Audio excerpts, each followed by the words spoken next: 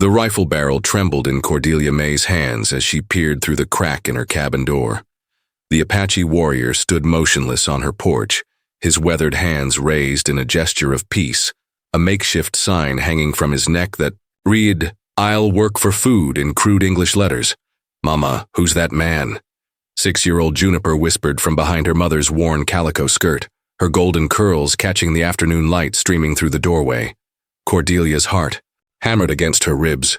3 months had passed since her husband Ezekiel fell to consumption, leaving her alone with Juniper in the unforgiving wilderness of New Mexico Territory, 1887. The nearest neighbor lived 5 miles through Apache hunting grounds, and here stood one of them on her very doorstep. The warrior's obsidian eyes met hers through the gap. He was younger than she'd expected, perhaps 30 summers, with intricate blue tattoos marking his sun-bronzed chest and arms. A jagged scar ran from his left temple to his jaw, telling of battles survived. Yet something in his steady gaze spoke of honor rather than menace. "Tahoma speak English," he said, his voice deep and measured. "Tahoma hungry. Work hard. Fix roof, chop wood, tend horses." He gestured toward her sagging barn roof and the overgrown vegetable garden that had once been Ezekiel's pride. Cordelia's ammunition was down to her last 5 bullets. The autumn harvest had been poor, and winter approached like a stalking wolf. Her husband's debts to the general store in Mesilla had grown beyond her ability to pay. She needed help desperately, but trusting an Apache seemed like madness. "You could kill us in our sleep," she said through the door, her voice barely steady. Tahoma slowly removed a leather pouch from his belt and set it on the porch boards. "Tahoma's wife and son killed by blue soldiers 2 moons past. Tahoma understand loss, understand fear. But Tahoma no hurt women and children is not the Apache way." The raw grief in his words struck something deep in Cordelia's chest. She recognized the hollow ache of fresh widowhood, the way sorrow carved out spaces inside you that nothing seemed able to fill. Juniper tugged at her mother's skirt. "He looks hungry, Mama, like that stray dog you always feed." Against every instinct, screaming warnings in her head, Cordelia found herself lowering the rifle. She'd been raised on stories of Apache raids and scalping parties, but the man on her porch bore no war paint, carried no weapons save for a simple hunting knife, and his shoulders sagged with the weight of loss she knew all too well. "What's in the pouch?" she asked. "Turquoise and silver. Payment for food and place to sleep. Tahoma sleep in barn, not house. Give respect to widow's home." The gesture of propriety surprised her. She cracked the door wider, studying his face for deception, but finding only weary honesty. Her late husband had always said you could judge a man's character by how he treated those who couldn't help him. This Apache asked for work, not charity, and offered payment besides. 3 days, she said finally, her voice firm despite her thundering pulse. "You work 3 days, I'll feed you and let you sleep in the barn. After that, we'll see." Tahoma nodded gravely. 3 days. Tahoma keep word. As he bent to retrieve his pouch, Cordelia noticed his hands shaking slightly with hunger or exhaustion. Perhaps both. She was about to make the most dangerous decision of her life, or perhaps the wisest. By the 3rd morning, Cordelia couldn't deny the transformation taking place around her homestead. Tahoma had repaired the barn roof with an efficiency that left her speechless, using techniques her late husband never could have managed. He'd chopped enough firewood to last through the harshest winter, fixed the broken gate that had plagued them for months, and somehow coaxed her failing vegetable garden back to life. But it was his gentle way with Juniper that truly undid her. Carefully constructed walls. "Mama, look what Tahoma taught me." Juniper came running from the barn, clutching a small bow crafted from willow and sinew. "He says I'm a natural archer, just like the warrior women of his people." Cordelia's breath caught. Through the kitchen window, she watched the Apache warrior patiently guide her daughter's small hands, showing her how to nock an arrow and draw the string. His scarred face had softened into something approaching tenderness as he worked with the child who reminded him so painfully of his lost son. "She learns quick."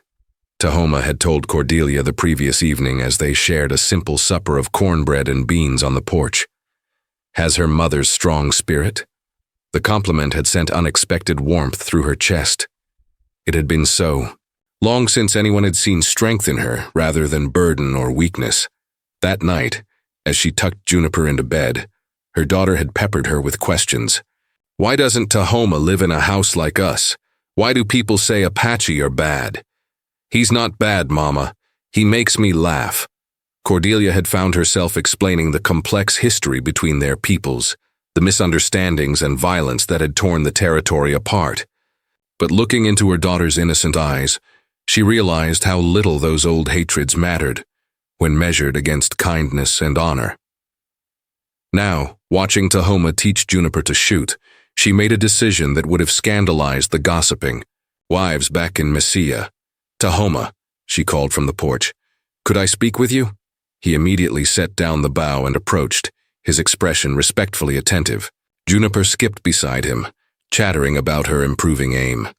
Go play in your room for a bit, sweetheart, Cordelia told her daughter, who reluctantly obeyed after extracting a promise that archery lessons would continue later. Alone with the Apache warrior, Cordelia found her carefully rehearsed words tangling on her tongue. 3 days had shown her what 6 months alone had taught her. She couldn't manage this land by herself. More than that, she didn't want to. The 3 days are up, she began carefully. Tahoma nodded, his expression unreadable.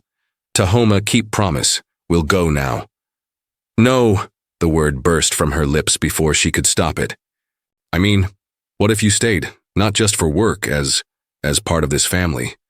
His obsidian eyes widened slightly, the first crack in his stoic composure she'd seen. White woman cannot take Apache husband, he said quietly. Bring shame and danger to both peoples. Then we won't tell both peoples, Cordelia replied, her heart racing at her own boldness. This is our land, our choice. Juniper adores you and I... She took a shaking breath. I haven't felt this safe, this cared for, since Ezekiel died. Maybe that's not love yet, but it could be. Tahoma studied her face for a long moment, searching for deception or pity. Finding neither, he slowly extended his hand toward hers. Tahoma, would be honored to protect widow and child, he said solemnly, to learn white man's love alongside Apache ways. When their fingers touched, Cordelia felt the first stirring of something she'd thought buried with her husband, hope for a future that might hold warmth and partnership instead of just survival. Neither of them noticed the rider watching from the distant ridge, or the way he wheeled his horse around and spurred it toward town. The trouble arrived exactly 1 week later, in the form of Deputy Marshal Cornelius Vance and 3 armed men from Messia, their horses kicking up clouds of dust as they thundered into Cordelia's yard. Mrs. McAllister. Vance's voice boomed across the homestead as Tahoma instantly melted into the shadows beside the barn, moving with the silent grace of his people. Step out where we can see you. Cordelia emerged from the cabin, Juniper clinging to her skirts, her heart slamming against her ribs. She'd known this moment would come. Word traveled fast in small territories, especially scandalous word about white widows taking up with Apache warriors. Deputy Vance, she said, fighting to keep her voice steady. What brings you out this way? The marshal was a thick-set man with mean eyes and a reputation for violence against Indians. His gaze swept the obviously improved homestead, the repaired buildings, the thriving garden, the neatly stacked firewood, before settling on her with obvious disgust. Had reports of Apache activity on your land, he said, spitting tobacco juice into her flower bed. Folks in town are concerned for your welfare, being a defenseless widow and all. As you can see, I'm perfectly safe, Cordelia replied instinctively, moving to shield Juniper from the men's hard stares. That's so. Vance's smile held no warmth. Then you won't mind if we search your property. Make sure there ain't no red-skinned vermin hiding about. Before Cordelia could protest, the men had dismounted and begun spreading out across her land. Her pulse raced as she realized Tahoma was nowhere to be seen. He'd simply vanished like smoke on the wind, leaving no trace of his presence except for the improvements he'd made. Mama, Juniper whispered. Where did Tahoma go? Hush, sweetheart, Cordelia murmured, but it was too late. Vance's eyes sharpened like a hawk spotting prey. Tahoma, is it? Sounds mighty Apache to me. Been harboring a savage, Mrs. McAllister? I don't know what you mean, she said, but her voice betrayed her. The deputy stepped closer, his breath reeking of whiskey and tobacco. Don't take me for a fool, woman. Jeremiah Polk saw you and some buck getting mighty cozy on your porch. Said it looked like you were playing house with the enemy. Heat flooded Cordelia's cheeks, but she lifted her chin defiantly. This is my land, deputy. What I do on it is my business, not when it involves consorting with murdering savages, Vance snarled. You got any idea what them Apache done to good Christian families? And here you are, letting one of them near your child, probably warming your bed too. That's enough. The voice came from the barn, strong and clear. Tahoma stepped into view, his hands raised but his bearing proud and unafraid. You speak with disrespect to honorable woman. Apache laws say this is wrong. The three men immediately drew their weapons, but Tahoma remained motionless, showing no fear even with multiple guns trained on him. Well, well, Vance grinned nastily. Look what crawled out of the woodwork. You're under arrest, Buck. Murder, horse theft, probably rape too from the look of things. He's done nothing wrong. Cordelia stepped forward, placing herself between the guns and Tahoma. He's worked honestly for his keep. He's been nothing but respectful and kind. Respectful? Vance laughed harshly. That what you call it when a savage puts his hands on a white woman? The deputy's words were calculated to humiliate, but they had the opposite effect. Cordelia's fear transformed into righteous fury. She'd spent 3 months terrified and alone, and now these men wanted to destroy the first piece she'd found since Ezekiel's death. His name is Tahoma, she said, her voice ringing with conviction. He's twice the man any of you are. He's fixed everything my husband couldn't, protected us from the things you're supposedly paid to handle, and shown my daughter more kindness than she's received from your so-called Christian community since her father died. Behind her, she felt Tahoma's presence like a warm wall of strength. Whatever happened next, they would face it together. Lady's got a point, Vance, one of the other men said uneasily. Place looks better than it has in years. But the deputy's eyes had gone cold and flat. Don't matter how pretty he makes the fence posts. Apache's still Apache. And this one's coming with us. You take him over my dead body, Cordelia said, the words coming out harder than granite. Deputy Vance's face darkened. That can be arranged, Mrs. McAllister. Interfering with the law is a serious crime. But before the confrontation could escalate further, the thunder of hoofbeats announced new arrivals. A group of 6 Apache warriors materialized from the scrubland, their horses moving like shadows across the desert floor. They formed a loose semicircle around the homestead, their presence immediately shifting the balance of power. The lead warrior, an older man with silver threading through his black braids and ceremonial paint marking his cheeks, spoke in rapid Apache to Tahoma. The conversation was tense, filled with gestures toward Cordelia and Juniper. What are they saying? Vance demanded, his gun hand shaking slightly as he realized how outnumbered his small posse had become. Tahoma's expression had grown grave. They say I bring shame to my people by living with white woman. Chief Niall orders me to return to reservation or face exile. And what did you tell them? Cordelia asked, her heart sinking. Told them this woman and child are under Tahoma's protection, that I choose exile before abandoning them. The Apache chief's weathered face showed no emotion, but his eyes held disappointment as he regarded his former warrior. He spoke again, his words carrying the weight of final judgment. He says I am dead to the tribe, Tahoma translated quietly. No longer Apache, no longer welcome at sacred places of my fathers. The magnitude of his sacrifice hit Cordelia like a physical blow. To choose her and Juniper, he was giving up everything, his people, his identity, his connection to the land that had shaped him. It was a loss beyond anything she could comprehend. Tahoma, no, she whispered. You can't do this. Your people, your family. My wife and son are with spirits now, he said firmly. You and Juniper are my family. Choice is made. Chief Nael raised his hand, and the other warriors began to retreat, but he paused, studying Cordelia with ancient eyes that seemed to see straight through to her soul. When he spoke, his English was careful but clear. White woman, he said. You take Apache, warrior as husband? The question hung in the air like smoke. Vance and his men watched in fascination and horror, while Juniper clung to her mother's skirt, not fully understanding but sensing the weight of the moment. Cordelia looked at Tahoma, this proud, kind man who was willing to sacrifice everything for her and her daughter. In his eyes she saw not just desire or duty, but genuine love beginning to bloom. The same tender feeling had been growing in her own heart, watered by gratitude and respect, flowering into something deeper. Yes, she said clearly, her voice carrying across the desert air. I take him as my husband. The chief nodded once, then spoke again in Apache.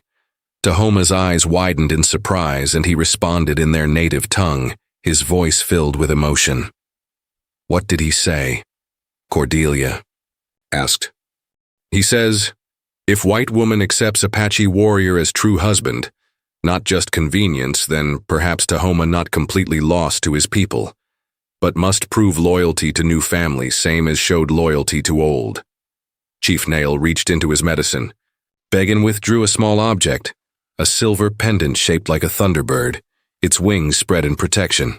He tossed it to Cordelia, who caught it with trembling hands. Apache wedding gift, he said solemnly. You wear this, you are protected by my people's spirits. But betray our warrior, bring him shame, and protection ends. I understand, Cordelia said, slipping the pendant around her neck. The silver felt warm against her skin, as if it carried actual power. The chief wheeled his horse around, but paused to speak one final time to Deputy Vance, who had watched the entire exchange in slack-jawed amazement. Apache warriors protect their own, he said in perfect English. This one now belongs to white woman's family. You harm them, you answer to us. The message was unmistakably clear. As the Apache riders disappeared into the desert like mirages, Vance found himself facing a very different situation than he'd planned. The deputy marshal found his courage quickly returning once the Apache had vanished into the heat shimmer of the desert afternoon. His face flushed red with embarrassment at being outmaneuvered, and his voice turned ugly with renewed menace. That little show don't change nothing, Vance snarled, gesturing with his pistol toward Tahoma. Far as the territorial law's concerned, you're still harboring a hostile Indian, and now we got witnesses to you claiming him as husband, which makes it even worse. The Apache chief just recognized our marriage, Cordelia said, standing straighter despite her fear. That makes it legal by tribal law. Tribal law don't mean spit to white courts, one of Vance's men interjected. Could charge you with fornication, cohabitation with a savage, corrupting a minor. Enough. Tahoma stepped forward, his decision clear in the set of his shoulders. Tahoma go with lawmen. No want trouble for Cordelia and child. No. The word tore from Cordelia's throat like a battle cry. You're not going anywhere. She spun to face Deputy Vance, her fear transforming into fury. You want to arrest him? For what crime? Working hard? Protecting a widow and her child? Fixing things that were broken? For being Apache on white land, Vance said bluntly. That's crime enough. This is 1887, not the Dark Ages, Cordelia shot back. And this is still America, where a woman has the right to choose who works her land and lives in her home. Not when she chooses a murdering savage. The crack of Juniper's voice cut through the adult argument like a knife. Stop calling him that. His name is Tahoma, and he's not a savage. He taught me to shoot a bow, and he tells the best stories. And he makes Mama smile again. The 6-year-old had stepped out from behind her mother, her small fists clenched and tears streaming down her face. He's going to be my new papa, and you can't take him away. The raw emotion in the child's voice seemed to strike even Vance's hardened companions. One of them, a younger man with kind eyes, shifted uncomfortably. "Deputy," he said quietly, "maybe we should think about this. Child's lost her father already, and the place does look better than it has in years. You going soft on me, Billy?" Vance snapped. "Just saying, man's been working honest for his keep. Haven't heard reports of trouble from this homestead since he arrived. Can't say the same for other places round here." It was true. The territory had seen increasing problems with cattle rustlers, claim jumpers, and drifters causing trouble. But Cordelia's land had been peaceful, productive, safe. Tahoma knelt down to Juniper's level, his scarred face gentle as he spoke to the crying child. "Little warrior, Tahoma may have to go away for a while, but promise you, we'll always be your protector, even from far distance." "I don't want you to go away," Juniper sobbed, throwing her arms around his neck. "You're the best papa I never had, Thake." Sight of the Apache warrior holding the golden-haired child, both of them trying to be brave despite their breaking hearts, finally broke through the last of Cordelia's restraint. "Take me instead," she said suddenly. Everyone turned to stare at her. "You heard me," she continued, her voice gaining strength. "If someone has to be arrested for the crime of two people finding happiness together, then arrest me. I'm the one who invited him to stay. I'm the one who proposed marriage. I'm the one who chose love over fear." "Cordelia, no." Tahoma started to protest, but she cut him off. "Juniper needs a father more than she needs a mother in jail," she said firmly. "And you're the only man who's ever shown her real kindness since her daddy died."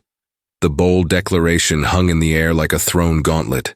Deputy Vance looked from the defiant widow to the proud Apache warrior to the crying child who loved them both, clearly calculating the political cost of his next decision.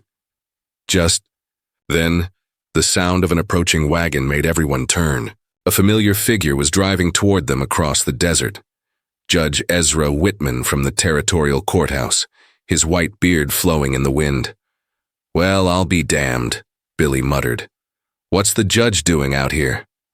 As the wagon drew closer, Cordelia recognized the passenger beside the judge, Mrs. Catherine Morrison, the pastor's wife from Messia, a woman known throughout the territory for her progressive views on Indian relations and women's rights. The cavalry had arrived, but not the kind anyone had expected. Judge Whitman's arrival transformed the tense standoff into something resembling a bizarre outdoor courtroom. The elderly jurist climbed down from his wagon with the dignity of a man accustomed to command, his keen blue eyes taking in the scene with practiced assessment. "Deputy Vance," he said in his resonant courtroom voice, "Mrs. Morrison here tells me there's been some concern about the welfare of Mrs. McAllister and her daughter. I thought it best to investigate personally." Catherine Morrison, a sharp-featured woman in her 50s with steel-gray hair and unwavering moral convictions, stepped down beside him. She'd been one of the few townspeople to show Cordelia genuine kindness after Ezekiel's death, and her presence now felt like divine intervention. "Your Honor," Vance said, clearly uncomfortable with this unexpected development. "We were just investigating reports of Apache activity on this property." "I can see that," Judge Whitman replied dryly, his gaze moving between Tahoma and the deputy's drawn weapons. "And what exactly have you discovered?" "Well, sir, it appears Mrs. McAllister has been cohabitating with this here Apache warrior. Even claims she married him according to tribal custom. Is that true, Mrs. McAllister?" the judge asked, his tone carefully neutral. Cordelia lifted her chin, the Thunderbird pendant catching the afternoon light. "Yes, Your Honor, Tahoma and I have declared ourselves married before Apache witnesses, with the blessing of Chief Nail." "I see." "And how long has Mr. Tahoma," she supplied. "How long has Tahoma been residing on your property?" 10 days, Your Honor. He came seeking work in exchange for food and shelter. He's been nothing but honorable and helpful." Judge Whitman walked slowly around the homestead, examining the obvious improvements with the methodical attention he brought to evaluating evidence. Mrs. Morrison, meanwhile, knelt down to speak quietly with Juniper, who had stopped crying but remained close to Tahoma's protective presence. "These repairs," the judge said finally, gesturing toward the barn and fencing. "This is your work?" he asked Tahoma directly. "Yes," Tahoma replied simply. "And you've been paid for this work?" "No payment needed. Cordelia, give food, place to sleep, is enough. But now you consider yourself part of this family?" Tahoma's obsidian eyes met the judge's steadily. "Tahoma, protect this woman and child with life, is sacred promise." "Your Honor," Mrs. Morrison interjected, rising from her conversation with Juniper. "This child has told me remarkable things. She says Tahoma has taught her useful skills, helped with her reading, and provided the masculine guidance she's been missing since her father's death. She's clearly thriving under his care." Deputy Vance scowled. "That don't change the fact that it's illegal." "What exactly is illegal, Deputy?" Judge Whitman asked sharply. "Show me the territorial statute that prohibits marriage between consenting adults of different races." "Well, there's the fornication laws, which don't apply to married couples regardless of how that marriage was solemnized." The judge's voice carried the weight of legal precedent. "The territory recognizes common law marriage, and tribal ceremonies have been accepted by this court before." Cordelia's heart began to race with hope. "Your Honor, does that mean—" "It means," Judge Whitman said carefully, "that if two adults wish to declare themselves married, and if they can demonstrate their commitment to building a life together based on mutual respect and shared responsibility, then the law has no grounds to interfere." "But he's Apache," Vance protested. "He's a man," Mrs. Morrison said firmly. "A man who's clearly devoted to the welfare of this family. I've seen white husbands who showed far less care for their wives and children." The judge nodded slowly. "The question isn't about race, Deputy. It's about character, commitment, and the best interests of the child involved. From what I can observe, this arrangement has benefited everyone concerned." He turned to address Tahoma directly. "You understand that marriage in the eyes of territorial law carries certain responsibilities? You would be legally bound to provide for and protect your wife and stepchild." "Tahoma already do this," came the simple reply. "Will do until spirits call me to join ancestors." "And you, Mrs. McAllister, or should I say, Mrs. Tahoma, you're prepared to face the social consequences of this choice?" Cordelia looked at her daughter, safely tucked against Tahoma's side, then at the man who had brought peace and purpose back into her life. "Your Honor, I learned something these past 10 days. Fear keeps you alive, but it's love that makes life worth living." Judge Whitman smiled for the first time since his arrival. "Then I see no legal impediment to this union. Deputy Vance, I suggest you and your men return to town. Your services aren't needed here." As the frustrated lawman prepared to depart, Mrs. Morrison approached Cordelia with a meaningful look. "You'll have your challenges," she said quietly, "but you'll also have allies. Real strength isn't about conforming to expectations. It's about choosing what's right despite the cost."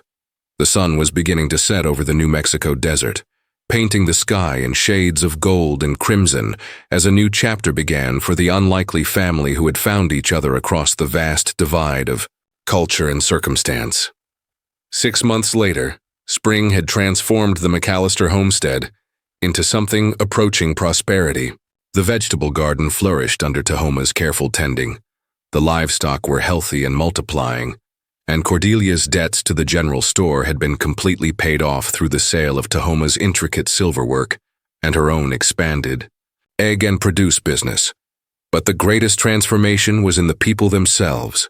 Juniper had grown confident and capable under Tahoma's patient guidance, able to track animals, identify edible plants, and shoot her small bow with remarkable accuracy.